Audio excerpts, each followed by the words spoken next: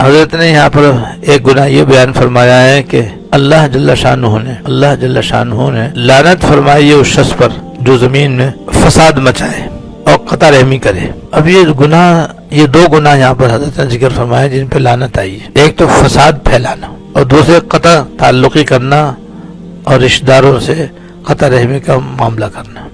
یہ دونوں گناہ بھی آج کل بڑے شباب پر ہیں اور بہت زیادہ یہ پائے جاتے ہیں۔ فساد مچانے کا مطلب یہ ہے کہ آدمی اس انداز سے رہے کہ جس سے ناحق دوسروں کو تکلیف پہنچے، اور جو امور لوگوں کی ایذا کا باعث ہیں، تکلیف کا باعث ہیں، ان کے اندر اور آگے بڑھے، بجائے ان سے بچنے کے اور زیادہ ان کو کرے، تو یہ فساد کہلاتا ہے۔ مثلا مسلمانوں کو آپس میں لڑائے، آرام سے رہنے والوں کو ناحق پریشان کرے۔ مسلمانوں کو پریشان کرنے کی کتنی بے شمار صورتیں ہمارے معاشرے میں پھیلی ہوئی ہیں۔ موٹی موٹی جو 2-3 مثالیں میں آپ سے عرض کر دیتا ہوں۔ دیکھو ہمارے گلی کوچوں کے جو راستے ہیں کس قدر مخدوش ہیں، جگہ جگہ گڑھے پڑے ہوئے ہیں، گٹر کھلے ہوئے ہیں، سڑک بنی ہوئی نہیں ہے، کیچڑ پھیلی ہوئی ہے، جس سے سارے گلی والوں کو آنے میں بھی تکلیف، جانے میں بھی تکلیف، اور دوسرے لوگ بھی اگر وہاں سے گزرے تو ان کو بھی تکلیف۔ اور یہ سب جان بوجھ کر ہو رہا ہے۔ جو لوگ کر رہے ہیں وہ فساد پھیلانے والے ہیں، اور جہاں جہاں ایسا ہو رہا ہے یہ سب فساد ہی فساد ہے۔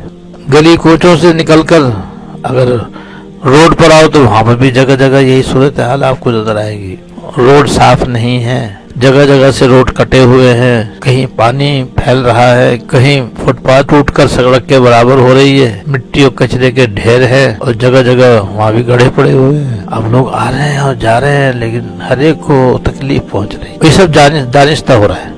جن محکموں کی یہ ذمہ داری ہے کہ ان کو درست کرے، پیسے پورے لے رہے ہو لیکن کام نہیں کر رہے، تو یہ فساد ہے، یہ فساد پھیلانا ہے، جس کی وجہ سے دوسرے لوگ بھی طرح طرح کی تکلیفوں میں مبتلا ہیں۔ کسی کی گاڑی خراب ہو رہی ہے، کسی کے ٹائر پنچر ہو رہا ہے، کسی کا کچھ ہو رہا ہے، اسی میں بعض دفعہ ایکسیڈنٹ بھی ہو جاتے ہیں۔ تو روڈ دیکھو تو وہاں خرابی، گلی کوچے دیکھو تو وہاں بھی فساد ہی فساد، خرابی۔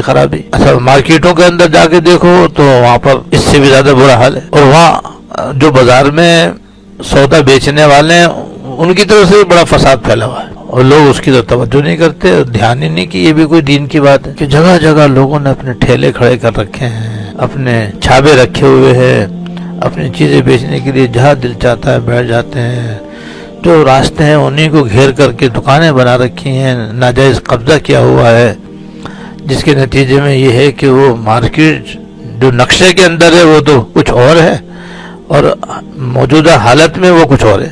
تو یہ تو آنے جانے والوں کے راستے میں بیٹھ کر کے اپنا سامان بیچنا ناجائز ہے، یہ فساد ہے، یہ فساد پھیلانا ہے، یہ راستے کے جو حقوق ہے ان کو پامال کرنا ہے۔ لیکن آپ دیکھ لو کہ مارکیٹوں میں اور بازاروں میں کیا بری حالت ہے، آدھی دکانیں دکان سے باہر ہیں، آدھی دکانیں باہر ہیں، فٹ پاتھ بھی گھیر رکھی ہے، اور اس کے نیچے جو روڈ کا ہے وہ بھی اچھا خاصا حصہ انہوں نے اس کو اپنے سامان سے مشغول کیا ہوا ہے، اور نہیں تو اپنے اشتہارات وہاں پہ رکھے ہوئے ان سے مشغول کیا ہوا ہے۔ اور جو ہوٹل والے ہیں انہوں نے اپنی میز کرسیاں رکھ کر کے اپنے کھانے پینے والوں کے لیے انتظام کیا ہوا ہے، حالانکہ وہ گزرنے کی جگہ ہے، اور گزرنے میں جو روڈ ہے وہ تو ہے گاڑیوں کے آنے جانے کا، اور فٹ پاتھ جو ہے وہ پیدل آنے جانے والوں کے لیے۔ اگر اس پر عمل ہو تو کتنی راحت ہو، لیکن آپ بڑے سے بڑے بازار میں چلے جاؤ، چھوٹے چھوٹے بازار میں مارکیٹ میں چلے جاؤ، آپ کو چلنے کی جگہ نہیں ملے گی۔ ایسے جو خریداری کرنے کے لیے آ رہے ہیں ان کا بھی یہ حال ہے، غلط جگہ اپنی گاڑی کھڑی کریں گے، غلط جگہ اپنی بائک کھڑی کر دیں گے، غلط جگہ پر اپنی سواری چھوڑ دیں گے، اور پھر غائب ہو جائیں گے۔ اب دوسرا ہارن بجا کے تھک جاتا ہے، وہ اپنے آرام سے اپنے کام میں مشغول ہے اور دوسروں کو تکلیف ہو رہی ہے۔ اسی سے کہتے ہیں فساد۔ ان فساد پھیلانے والوں پر لعنت ہے اللہ تعالیٰ کی طرف سے۔ تو جب لعنت ہوگی تو پھر برکت کہاں سے ہوگی؟ اس لیے چھوٹے دکاندار بھی پریشان ہیں، بڑے دکاندار بھی پریشان ہیں، بیچنے والے ہی پریشان ہیں، خریدنے والے ہی پریشان ہیں، آنے والے ہی پریشان ہیں، جانے والے ہی پریشان ہیں، سارے پریشانی میں مبتلا ہے۔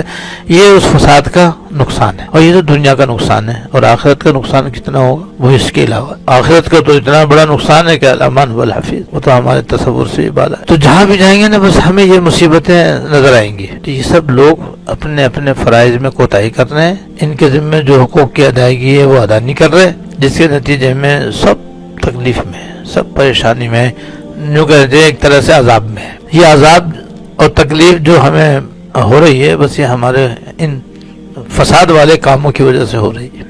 اب کیا کریں؟ تو کریں یہ کہ بھئی جو اس پہ عمل نہیں کر رہے ان کو تو ان کے حال پہ چھوڑے۔ اگر کوئی موقع ملتا ہے، آپ کی بات سننے کے لیے کوئی تیار نظر آتا ہے، پھر تو ضرور اس کو تلقین کرنی چاہیے اور اس کو صحیح راستہ بتانا چاہیے اور فساد سے روکنا چاہیے، ورنہ خود سب سے پہلے ایک دوسرے کے حقوق ادا کرنے کی عادت ڈالیں، اپنے گھر میں بھی اور گھر سے باہر بھی۔ خود خیال رکھیں کہ بھئی ہمارے کسی طرز عمل سے، ہماری گاڑی کھڑی کرنے کی وجہ سے یا ہمارے آنے جانے کی وجہ سے کسی کو ادنا تکلیف نہ ہو۔ مارکیٹ میں جائیں تب بھی اس کا خیال رکھیں، بازار میں جائیں تب بھی اس کا خیال رکھیں۔ ظاہر ہم دوسروں کو دوسرا سامان اٹھا کے اندر تو رکھنے سے رہے، یہ کہنے سے تو رہے کہ بھئی تم اپنی گاڑی صحیح لگا لو، کوئی مانے گا نہیں آپ کی۔ تو جہاں کوئی ماننے کے لیے تیار نہ ہو وہاں کہنا بھی ضروری نہیں ہوتا۔